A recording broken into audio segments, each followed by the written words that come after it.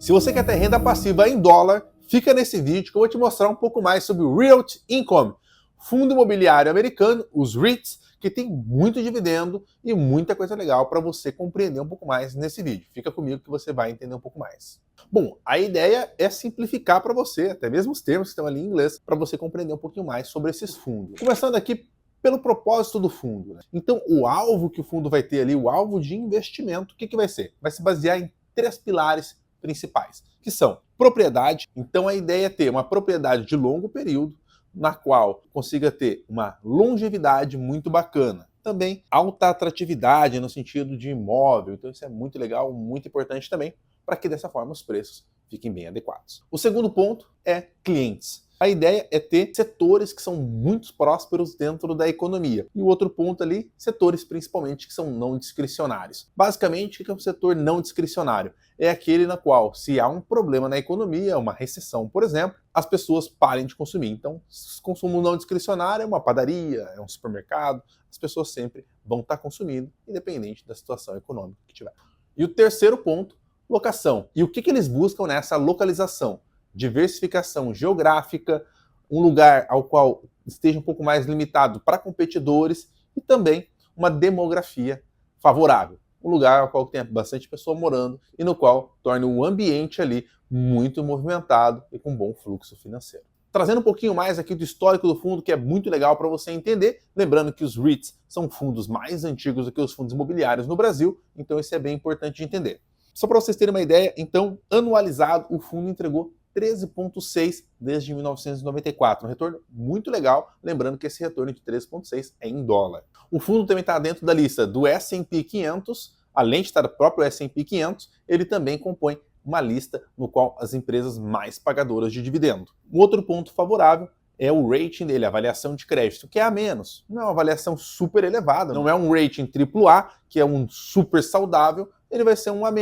Muito disso é porque tem um pouco mais de endividamento. Eu vou te mostrar um pouco mais à frente. Fica comigo que você vai entender um pouco mais. Olhando aqui um pouco mais sobre a localidade do fundo, a gente vai ver que, majoritariamente, ele está dentro dos Estados Unidos. Mas a gente vai ver aqui também que 11,7% está no Reino Unido, com 339 propriedades, e também 2,4% do fundo está na Europa de maneira geral, com 183 propriedades. Quando a gente vai aqui para os Estados Unidos, a gente vai enxergar que hoje, majoritariamente, ele vai estar aqui no Midwest, com 21%, que é o centro ali dos Estados Unidos, onde fica algumas regiões bem importantes, indústrias que historicamente ali estavam localizadas nessa região. A gente vai ver também aqui, na parte mais localizada, perto do Texas, 14,3%, aqui na Califórnia, 11,6%, em toda essa região. Enfim, de maneira geral, a gente vai pegar também aqui a parte onde fica a Flórida, etc., com 18,8%. Então é bem importante olhar isso, porque a gente vê que tem uma distribuição geográfica muito boa em regiões que são financeiramente também relevantes para o PIB americano, e além disso, são regiões que têm economias diferentes. Então a gente vai mais para a parte nordeste, onde está Nova York, a gente vai ter um pouco mais de mercado financeiro, a gente vai mais para Miami, vai ter um pouco de mercado financeiro, mas também vai ter ali muito turismo, etc. Califórnia, onde estão as grandes ideias, os grandes pensamentos para a criação dos produtos, das marcas que nós todos conhecemos, como Apple, Microsoft, Amazon, etc. Então, essa diversificação geográfica compõe muito bem um portfólio saudável. Entendendo um pouquinho mais da vacância do fundo, a gente vai enxergar aqui que o fundo tem uma linearidade muito forte em uma baixa vacância. Hoje ele está com 1,5% de vacância, um número bem baixo, mas pode ver que a linearidade dele é muito legal, sempre muito próximo ali a 100%. Isso é muito bom, traz uma segurança muito legal para quem está alocando no fundo. E lembrando, um detalhe, essa vacância é desde 1992, então é 30 anos de histórico, mais de 30 anos. Antes de eu avançar para os setores e até mesmo para os dividendos, eu queria saber um pouquinho mais. Você tem dificuldade para fazer uma alocação internacional? Você tem interesse em ter uma renda dolarizada, fugir um pouquinho mais desse risco do real e também ter um portfólio saudável, seja em dólar ou seja aqui no Brasil? Eu queria dizer para você, para me chamar aqui no WhatsApp que está embaixo, estou deixando aqui meu contato para você, meu telefone, e também no QR Code que está aparecendo aqui no lado. Dessa forma, você vai conseguir entrar em contato comigo para a gente poder conversar um pouco mais e entender seu portfólio, entender sua demanda e atender ela de maneira muito legal para que você tenha tanto dividendo em dólar como também aqui no Brasil, um dividendo muito legal.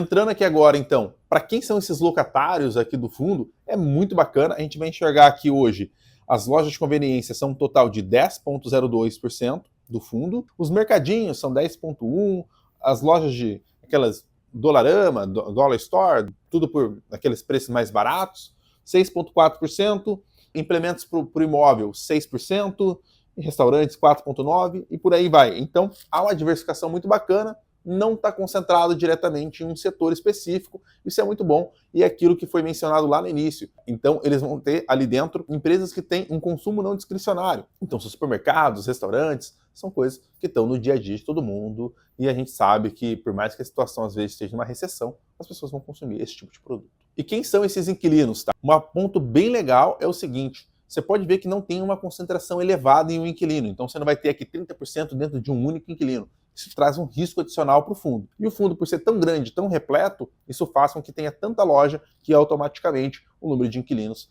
fica mais pulverizado.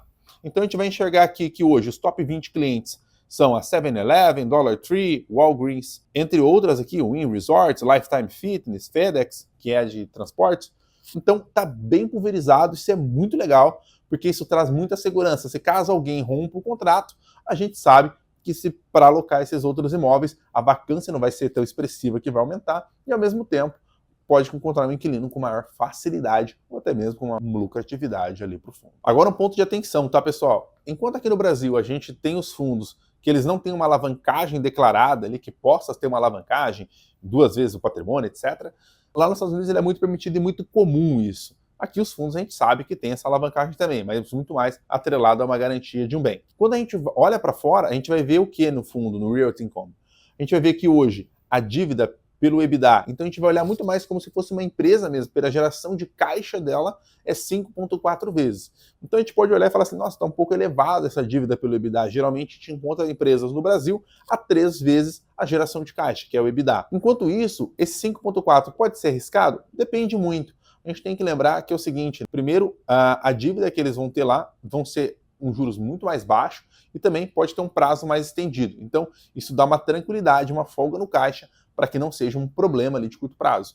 A gente sabe que dívida tem que tomar cuidado, mas ao mesmo tempo é importante frisar que 5,4, mas se for alongado, isso dá uma tranquilidade muito boa. Olhando aqui agora nesse segundo ponto, a gente vai ver que 35% do valor patrimonial é o valor da dívida. Então, está numa dívida ali, quando a gente olha para alguns fundos no Brasil, a gente vê que está no mesmo patamar. Outro ponto legal para frisar é que essa dívida total tem uma média ali de 6,3 anos para esse endividamento encerrar. A gente vai ter títulos mais curtos, alguns mais longos. Então, um ponto legal, pessoal, para a gente frisar agora é olhar aqui nessa imagem, o Debt to Asset. Então, basicamente, é a dívida pela quantidade de ativos que tem no portfólio. A gente vê que está em 39,1, já atualizado no primeiro trimestre desse ano.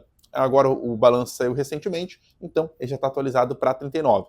Pode ser preocupante, a gente vê que no histórico ali, em 2016, ele era mais elevado, 42,7%, hoje está um pouco mais baixo. Um outro ponto aqui para a gente frisar é esse largest tenant.